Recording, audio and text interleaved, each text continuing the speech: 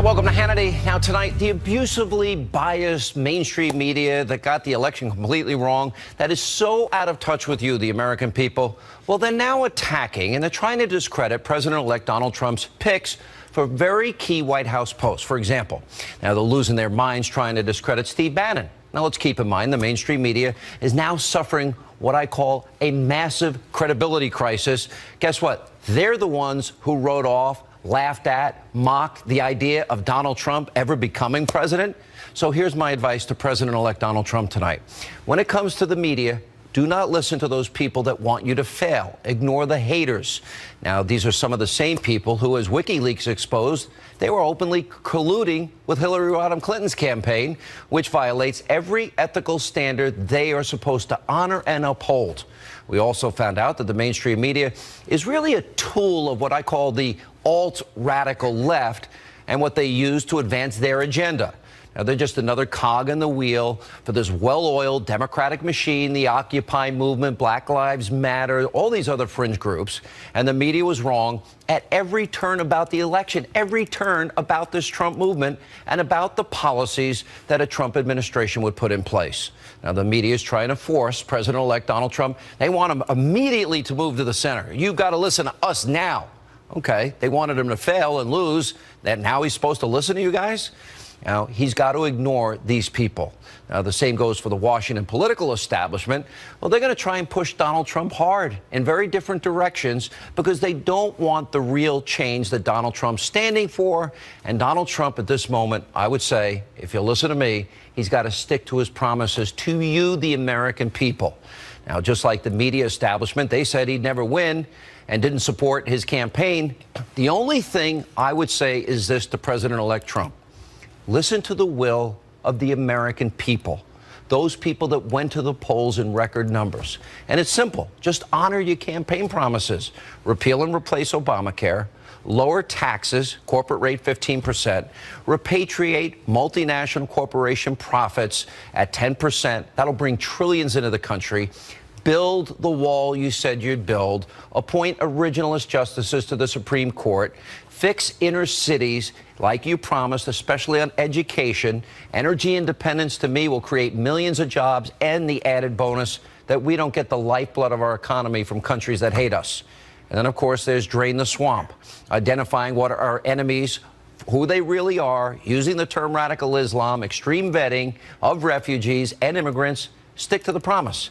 Education back to the states, that might actually help more American kids than any single thing you do.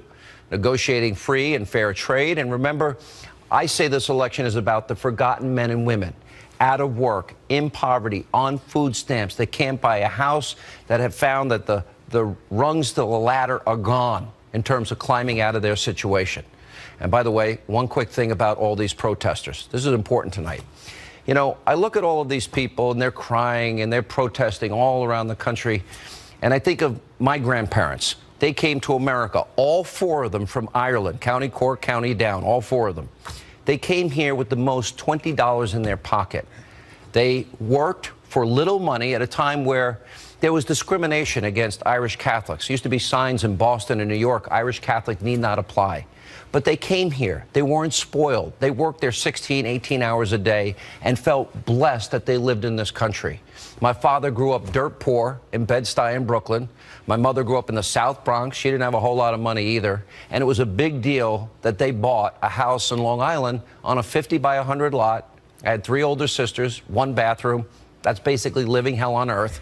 But they were proud of their accomplishments. They had built on the dream of their parents.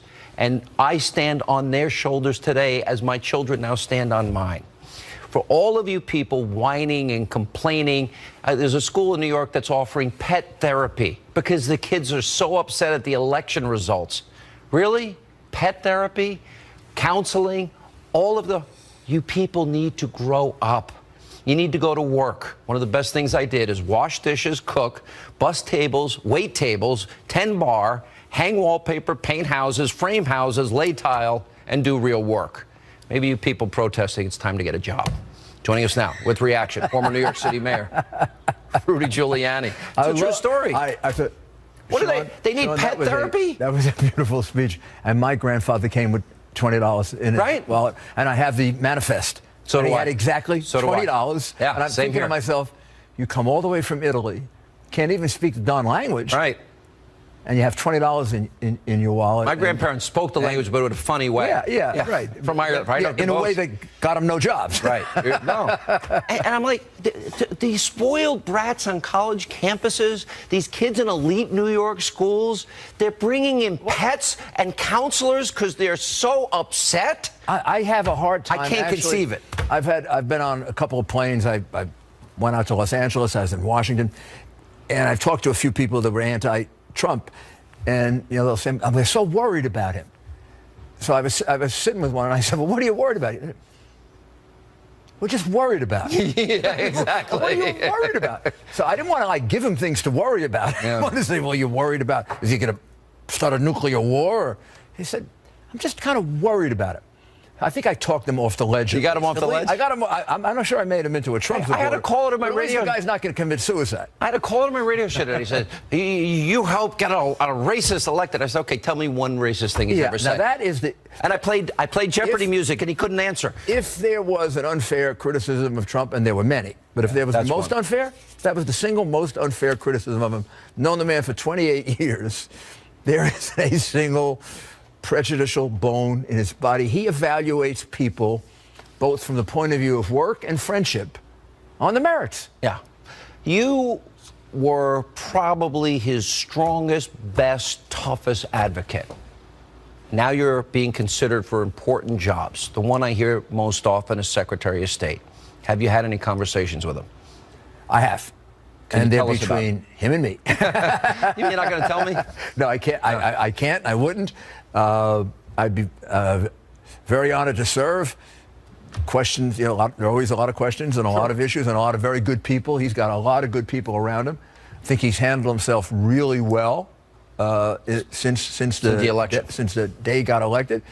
And I think that he's going to put together an extraordinary administration of really, really talented people. Do you agree with me that for him to ignore the McConnells, they didn't win this election as much as he did? His agenda, I think, brought in Wisconsin, Michigan, Ohio, Pennsylvania. Maybe it's just having addressed the Reagan Foundation on Saturday night, where we had an inaugural celebration. Mm-hmm. I was thinking what it would be like to address them if we had lost. It would have been a funeral. And I think you do what Ronald Reagan did in a very nice way. You put your flag in the ground. You laid out this is what. He's the president. They're the Congress. He's the leader of the party.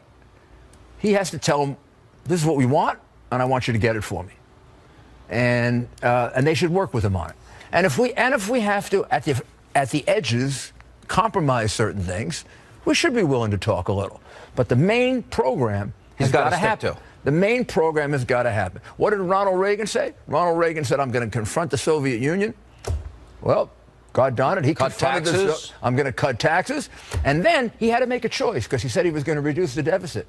And there was, I just saw a tape of it, and he said, "I made that choice. The choice I made was strong national defense instead of the deficit, because I think that's more important for our future." Let me ask you this. We go back, our friendship goes back a long ways when you were the mayor of the city, cleaning up the city, and you did a phenomenal job. I watched it up close and personal. If you become Secretary of State, some people say, well, he's the mayor of New York, but how many countries have you been to? I don't think they realized. I left the country 4 times as mayor, so I was kind of like trip deprived. Right. So since I left mayor, this is a rough estimate, I've been in 80 countries, 150 different foreign trips. Wow. And a lot of it for different reasons. Speeches, security consulting, where I helped bring down crime. A lot of people saw your expertise. So I brought down crime. Call the president of Colombia. He will tell you I reduced crime. My group did, not me, John Houvain and my entire group. We reduced crime in Cali by 42%. Wow. We reduced crime in Mexico City until the mayor of Mexico City got fired because he was doing too good a job. But that was 12 years ago. Right. So I've been all over the world. I know you're very close friends in Israel. Honorary knighthood. Yeah, I heard about that. From Great Britain. Yeah. Prime Minister Netanyahu has been my personal friend for 25 years. I never go to Israel without spending 2 hours with Bibi, and I feel I can call him that. And I know the world. I mean, I've been most of my last 15 years, I've been on an airplane. But you know what I think the world would remember more than anything else? When you were given $10 million and you found out what the person had said about Israel, and you said, take your money back. Also about the United States. That was a big moment. He blamed it on the U.S. foreign policy and Israel. Our support of Israel. Yeah. And I said, take your money back. No, and I called up 5 widows before I did it. Good for you. So it wasn't my money. And they told me, we're with you. We don't want the blood money. We don't want the blood money. Good luck. I expect an announcement probably soon. We'll see. And I know you will serve your country well. Good to see you, Mr. Mayor. Thank you. It's a great honor both to serve my country and it was a great honor to serve Donald Trump and get him elected because we saved this country from going over the abyss. Well, we're pretty close now. It's a big job. All right, good to see you, Mr. Mayor. And coming up, reports say that Laura Ingraham is in the running to be the next White House press secretary. She'll be here with reaction and also later tonight. A Trump administration will end this nightmare of violence. We will protect American lives. We will cancel all federal funding to sanctuary cities. President-elect Donald Trump campaigning on ending sanctuary cities, but the alt-radical left mayors like Rahm, Rambo, Deadfish, Emanuel say, well, they'll fight him in order to protect illegal immigrants in their cities. We'll check in also tonight with Brexit leader Nigel Farage, Dr. Sebastian Gorka, and our own Ainsley Earhart is here. She's been with us for 10 years on this program with a huge announcement. Straight ahead.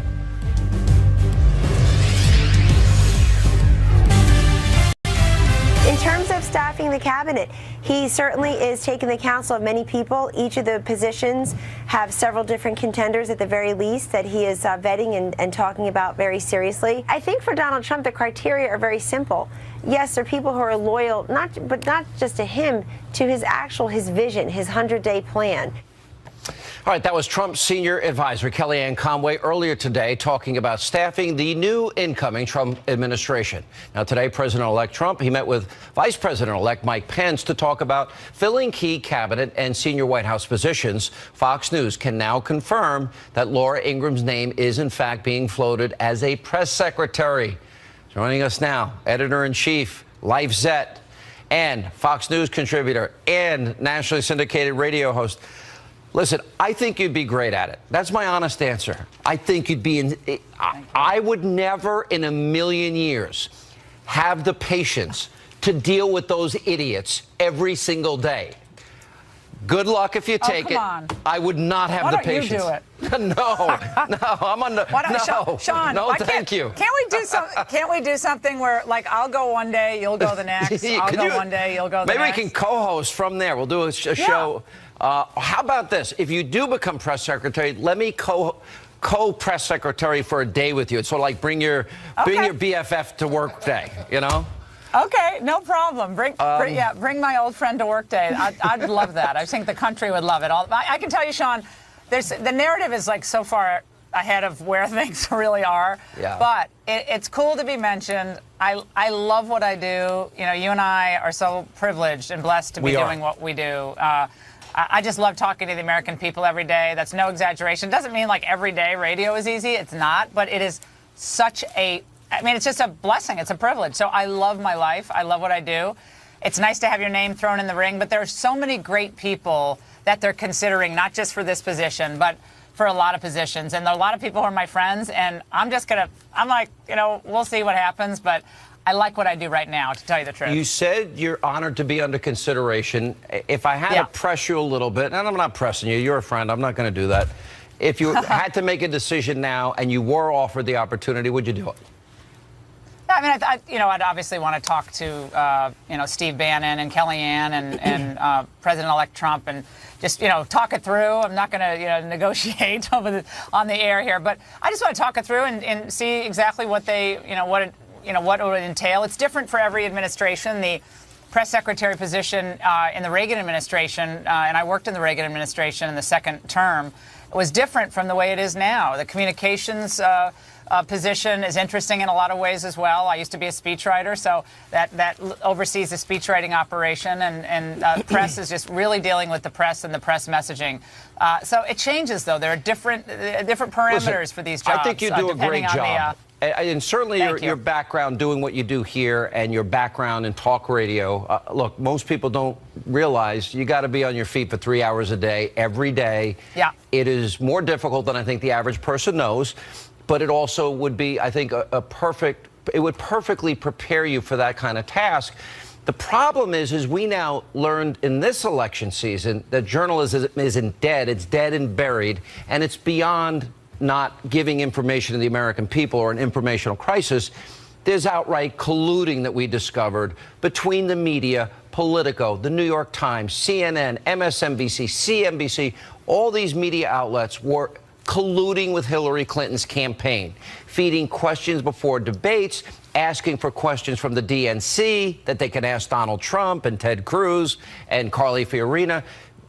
I don't know. I'd have a very hard time being in the room with those people every day, knowing that they have that institutional bias. And there might be some good journalists in there, but very few. I think there's a lot to be answered for in this election cycle. I think the press has to answer for getting a lot of it wrong, and without a doubt, every survey, it's not conservative surveys, but every survey on press bias indicates that an overwhelming majority of Americans believe it's slanted, and it was slanted toward Hillary. So if you're a journalist and this is your job, just like politicians have credibility problems right now. So to build back your credibility, if you're interested in doing that at all, with the people who pay the bills, which are the people who buy the products that are advertised on your news programs, I think they have to give Donald Trump a fair shot. I mean, they're supposed to act as a check on the administration, too, for sure. But they have to be fair about it. And I think that's what most people are asking for. And that's what most people should expect from the press. And it's a difficult line sometimes for them to walk, Sean. But if they're going to be in that business, then do that job. If you want to be in a commentator job, then you can do kind of what we do. But if you're going to be a journalist, be a journalist and do it fairly. And you can be tough, but fair. And I think if people are tough but fair, I think of people like Tim Russert, David Tim Brinkley. He was really special. Yeah. He's in a category of his own. And we could use more people like him in journalism. I bet he would be pretty disgusted. I knew him fairly well. You knew him well. I don't think he would like what has been discovered this election season. Yeah, and I think of people like Britt Hume. Remember when Britt was White House correspondent over at ABC? He was tough. And Sam Donaldson. And even Tom. Right, and even Tom Brokaw, when he was on the Today Show all those years ago, he's a Democrat. He's probably fairly liberal. But he played it pretty straight. You go back and look at the old election coverage from 1980, as I do, because I'm a total, political geek. I watched the entire 1980 election coverage. Wow. And it was NBC's election coverage. It is fascinating to watch how straight they really played it. Wow. And just calling states. This is what's happening. And that's changed. It's a lot more commentary interjected. And I think that's to the detriment of a lot of good work that the press can do. So listen, as I long want to as be optimistic. if they would delineate what they do, don't tell us you're being a journalist and you're a talk show host like we are. Don't pretend to be something you're not. And that's what was exposed here. And the very people that are so critical of the fact that we do have opinions, but we're honest with our audience, are the very people that were bigger advocates than anybody ever really knew. I think that's where the corruption of media comes in. And I think there are a lot of websites that will try to come off as news organizations when they're not. They're platforms for more commentary and analysis. That's fine if that's what you are, but just don't pretend that you're the modern day reporter on the beat, and you're just trying to get at the truth. When what you're trying to do is you're trying to confirm your predisposed opinion to think that, whether it's Trump's terrible or Steve Bannon's this or Kellyanne's that, it's just transparent. And I think what we learned from this election more than anything, Sean, is that the American people are on to all of this, and they want better from all of us. And it's up to all of us, I think, and whether you're in government or in journalism or even doing what we do it as best as you can and try to be straight about it. All right. Well, good luck, and whatever your decision is, I know you'll do a good job. Thanks, Laura. Appreciate it. Thanks, Sean. Thanks. And coming up next tonight on this busy Hannity. A Trump administration will end this nightmare of violence. We'll protect American lives. We will cancel all federal funding to sanctuary cities. Donald Trump promising you, the American people, that he will end sanctuary cities in this country. But you got mayors from some of America's most liberal cities like Chicago and Rambo Deadfish. Well, they say they'll stand in his way. Can they do that? We'll explain. Also tonight, Brexit leader Nigel Farage, Dr. Sebastian Gorka, and our own Ainsley Earhart here with a very big, important announcement. Straight ahead.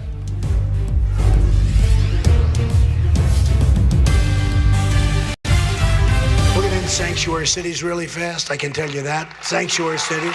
The nice part is you don't have to worry too much about sanctuary cities in Spencer, but it is, you ever see anything? It's almost like a free zone. You kill people and you're fine because you're in a sanctuary. It is so insane what's happening to our country. A Trump administration will end this nightmare of violence. We will protect American lives. We will cancel all federal funding to sanctuary cities.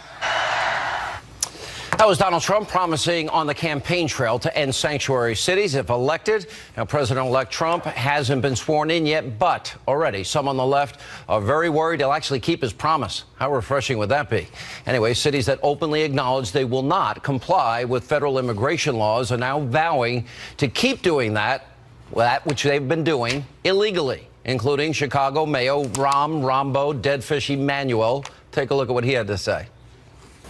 Chicago has in the past been a sanctuary city, took that executive order and made it an ordinance. To be clear about what Chicago is, it always will be a sanctuary city. To all those who are, after Tuesday's election, very nervous, is filled with anxiety has been spoken to, you are safe in Chicago. You are secure in Chicago, and you are supported in Chicago.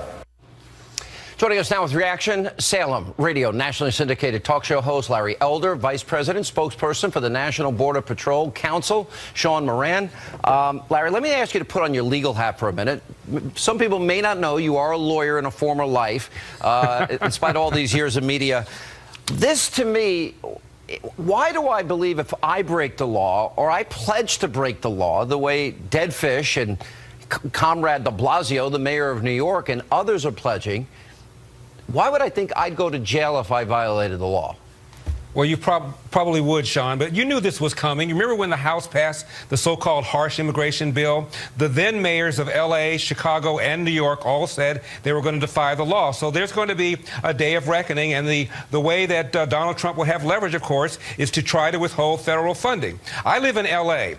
The former police chief signed something called Special Order 40 in 1979, and I interviewed him about that, and he told me that it was designed to do two things. One was to make sure that cops did not target people for immigration violations. And the second is, if you are an illegal alien and you're the victim of a crime, you shouldn't be afraid of coming forward and telling about that for fear of being deported. That's it. But that law, that order has been interpreted to mean don't cooperate with the federal officials. You have a violent criminal under arrest, and they're not being turned over to the Fed, sometimes even when there's a request to do so. So the whole Special Order 40 has been completely corrupted away from its original intention.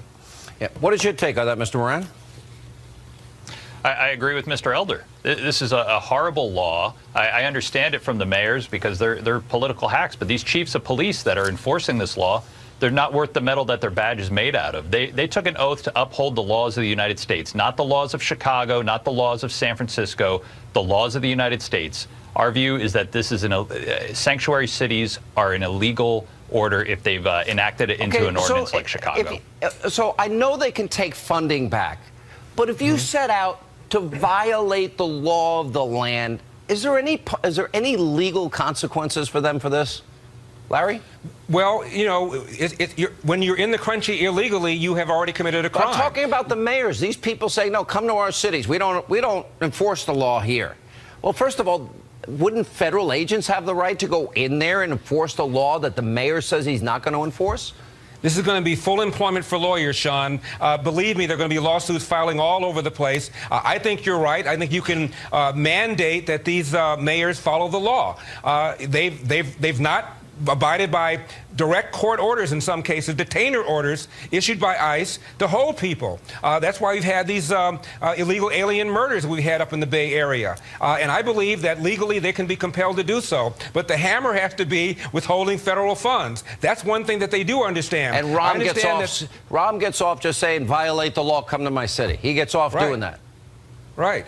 And I remember the mayor of L.A. once said there are no illegal people here. The point is, Sean, Democrats want porous borders for votes. They know that's where their political power is. They know that ultimately there'll be pressure for there to be a so-called pathway to citizenship, and 90% of them are going to vote for the Democratic Party. That's why they want to do this. Guys, good to see you. Coming up next tonight, right here on Hannity.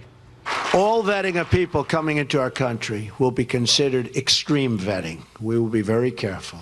Very important issue. For months, Donald Trump called for extreme vetting of refugees, and for good reason. Officials warn that ISIS will try and infiltrate the refugee population. And today, Germany just announced a major operation to combat radical Islam as they took in so many different refugees. Brexit leader Nigel Farage and Dr. Sebastian Gorka are here. Then later tonight, Fox and Friends co-host Ainsley Earhardt is here to talk about her brand new book and much more. And her father joins us straight ahead.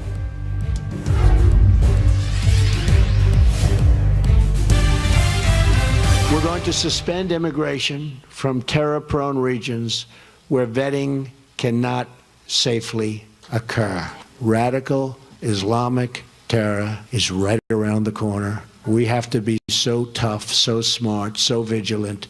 We can't allow that to happen. We have enough problems. All vetting of people coming into our country will be considered extreme vetting. We will be very careful. Now, that was President-elect Donald Trump promising extreme vetting to keep you, the American people, safe. Now, there's good reason to worry. Now, police in Germany, they stage anti-terror raids in 60 cities targeting an ultra-conservative Islamic missionary group, which is accused of trying to recruit for ISIS. Now, Germany may also have another problem on their hands. From January to June of this year, over 370,000 asylum seekers were registered in that country. U.S. officials have been warning that ISIS will try and infiltrate the refugee population here. Joining us with reaction, the leader of the Brexit movement, and also, as you see him here, he met with President-elect Donald Trump over the weekend, Nigel Farage, and the author of Defeating Jihad, Dr. Sebastian Gorka, who I would argue is a good candidate for a Trump administration. Nigel, I want to talk about this through this prism, the Islamization of Europe and what happened in Germany, because we have James Comey, we have Michael Steinbeck, the assistant FBI director, our CIA director, Brennan, our House Homeland Security Committee chair, McCall, and then the former special envoy to defeat ISIS, all have said that ISIS will infiltrate the refugee population. How dangerous has it been for Europe, and what can we learn from you? Well, it's been disastrous. And, of course, Angela Merkel took the very opposite policy position to the one that President-elect Trump is taking. She said, if you remember last year, please all come. We can take as many people as you can send. And what have we seen? Not just a rise of radical groups, the likes of which the German police are trying their best to hunt down today, but also we saw those scenes, remember, on New Year's Eve at Cologne train station.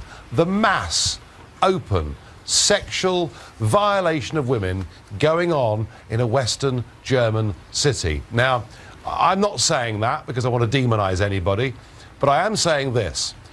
What's happened from many of these Middle Eastern countries is the spread of ISIS. I feel that we ourselves may be partly responsible for causing it by toppling Saddam, by getting rid of Gaddafi, but whatever, the fact is it's there. And remember that in these countries, women are at very best second-class citizens. So at best, we're bringing in a problem, a cultural problem, that is going to be very difficult to assimilate and maintain our values. And at worst, we're bringing in people who actually want to kill us. And that's what our top intelligence and security officials have been warning. Dr. Gorka, good to see you again, and it'd be great to see you in the Trump administration. Thank you. But look, Donald Trump supports safe zones, victims of a civil war, food, medicine, clothing, supplies, safety, baby formula, whatever's needed, cots. There is this clash of cultures, though, that Nigel Farage is talking about, and that is if you grow up and you believe you can tell women what to wear and they can't drive and go to school without a man's permission, and gays and lesbians can be killed, and marital rape in some of these countries is legal, and the persecution of Christians and Jews are institutionalized, how do you bring people in from countries that believe that, have been born into that, that is their culture, and expect them to just become Americans, to, in other words, to assimilate immediately? It's a stretch to me. So, Sean, let's start with the fact that we are a Christian nation. We are a Judeo-Christian nation. So we help people when we can help them. But that is not a contract for national suicide. That doesn't mean, as Hillary Clinton said in her private speech to the bankers, we don't need any borders. Pull down the borders. The whole Western Hemisphere. Whole Western Hemisphere, one big happy party. It doesn't mean that you quintuple the number of refugees. If she had won, what Nigel's talking about, Europe, is what America would have been like in 5 years' time if Hillary had become the president. Probably 100%. Nigel, did you see that coming in America? I know you love America. You're one of our closest allies throughout history. Unfortunately, I would argue under Obama, those relations have become strained. But did you see that for America? Was that one of the reasons you were so vocal for Donald Trump? Yes, it was. I mean, the big picture is I believe in nation-state democracy. I believe that the people should be in charge of the decisions that affect their lives. What I saw with my country, with the European Union, was increasingly those decisions being taken somewhere else, and crucially, borders being completely removed.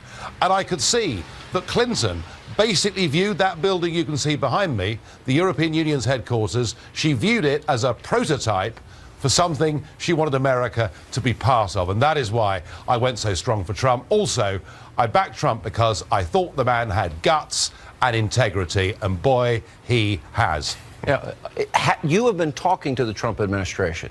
You would accept a role in national security? I think every American, if offered one, it would be their duty. This man is going to make America great again, and he's going to provide leadership in the world. But you wrote a book. It was a bestseller, Defeating ISIS. We can defeat them. Absolutely, but only if America leads in the world. Remember, this administration, the Obama administration, made it part of the U.S. national security policy to lead from behind. Now look those words up in a Webster's dictionary. Leading from behind means following. Yeah, we haven't led. We haven't led. Nigel, what was your discussion with Donald Trump on Saturday like? What did you all talk about? And you did tell me one story I hope you'll share about Winston Churchill. Yeah, I mean, I think Trump and I have been the two most vilified people in the Western world over the course of the last couple of years, because we... I think that's all true, by the way. Three of you, right? By the way, I'm not far behind you. I'm pretty close up there in some people's eyes. I tell you what, Sean, you're in the running, mate. Don't worry about that. No, I mean, this is the extraordinary thing, is that the liberal elite, the establishment, those that have had it all their own way for the last couple of decades, brand us as being extremists, brand us as being racist. All we're saying is we believe in democracy. And I think after Brexit and now Trump winning, and I was talking to him on Saturday, I now hope it's going to spread like an infectious disease across the whole of the Western world. I found the president-elect to be reflective, thoughtful, full of great ideas, and I tell you what, and I was very honoured to be given that time with him, but I really, genuinely believe he's got the makings of being a great president. Guys, good to see you both. I hope things work out. I'd love to see you get that position. Thank you, Sean. Nigel, good to see you. Thank you. And coming up, Fox and Friends co-host Ainsley Earhardt. She's been with this program for 10 years. She is here to talk about a brand new book, which is now #2 on Amazon of all books. We'll explain that and more tonight on Hannity.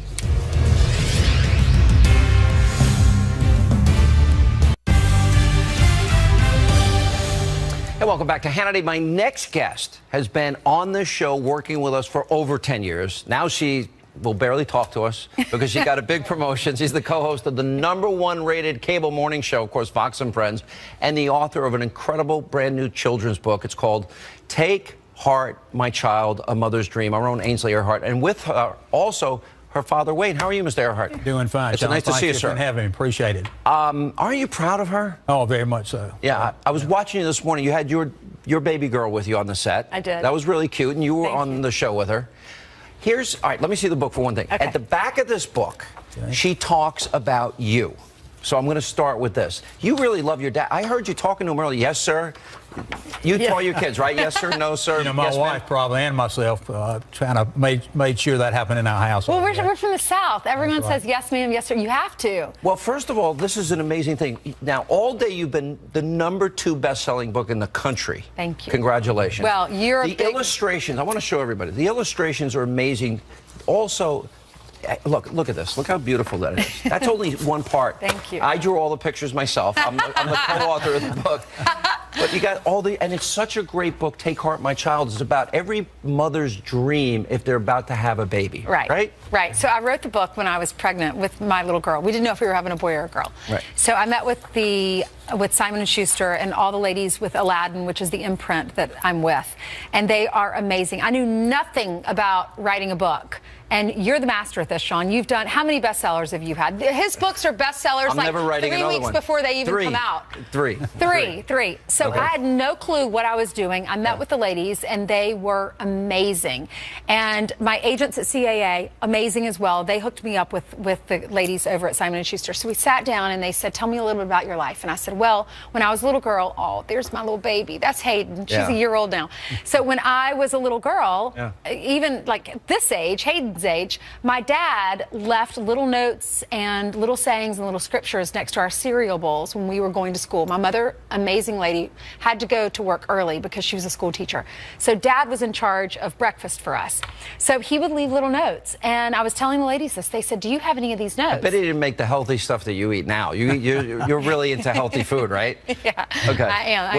Let me guess. Pancakes, eggs, bacon, sausage. That's about right. And French He toast. made Mickey Mouse pancakes. Mickey Mouse Yeah. pancakes? Mickey Mouse I never did that. Really? That's what every dad does. And every kid loves it when their mom goes out of town because they order pizza Please at tell night. me you or they gave him make- real maple syrup because I have to have real maple syrup. Oh, yeah, had to get that sugar content up. Exactly. Yeah. Well, where did you get with the idea of leaving the notes? That's awesome.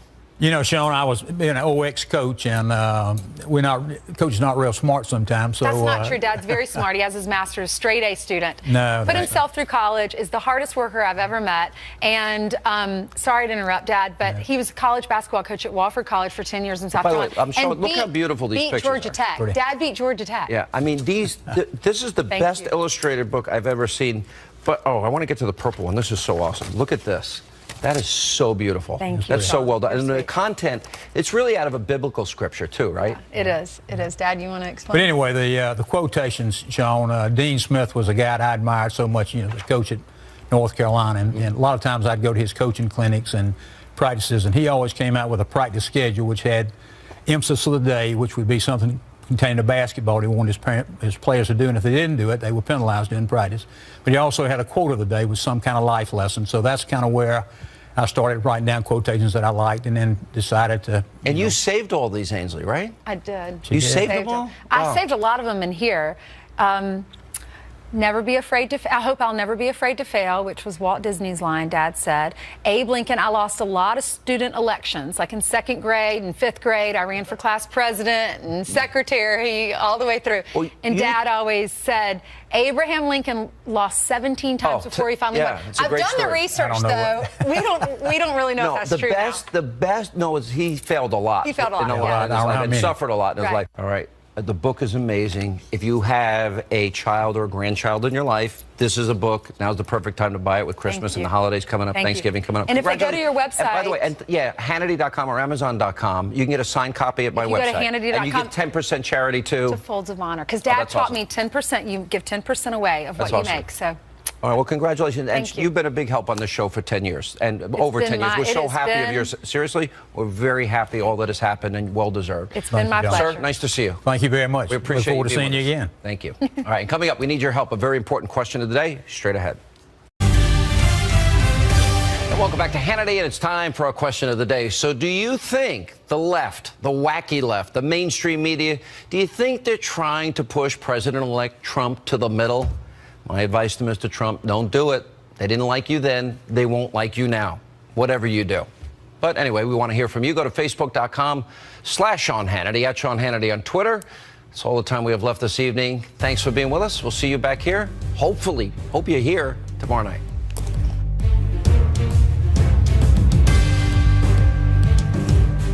The Arrive Factor's on.